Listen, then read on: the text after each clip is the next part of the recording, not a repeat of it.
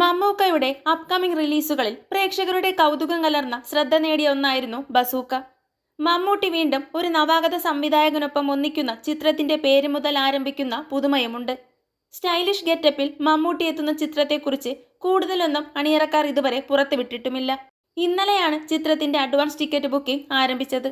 ഇപ്പോഴിതാ advance booking സംബന്ധിച്ച ആദ്യ ബോക്സ് ഓഫീസ് കണക്കുകളും പുറത്തെത്തിയിട്ടുണ്ട്.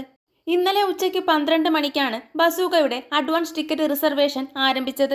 പ്രധാന സെന്ററുകളിലൊക്കെ ആദ്യ മണിക്കൂറുകളിൽ തന്നെ ചിത്രത്തിന് ഫാസ്റ്റ് ഫില്ലിംഗ് ഷോകൾ ലഭിച്ചു.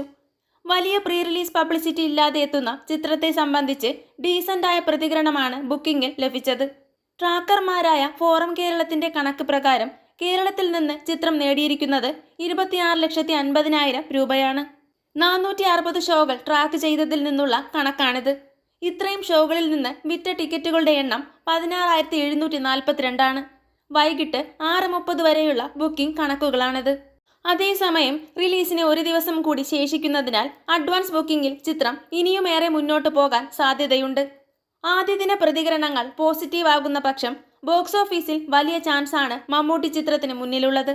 വിഷുവും അവധിക്കാലവുമൊക്കെ ചേർന്ന സീസൺ മലയാള സിനിമയുടെ പ്രധാന സീസണുകളിലൊന്നാണ്. ഡിനോ ഡെന്നീസ് ആണ് ചിത്രത്തിന്റെ തിരക്കഥയും സംവിധാനവും. കൂടുതൽ സിനിമാ വിശേഷങ്ങൾക്കായി ചാനൽ മറക്കാതെ സബ്സ്ക്രൈബ് ചെയ്യുക.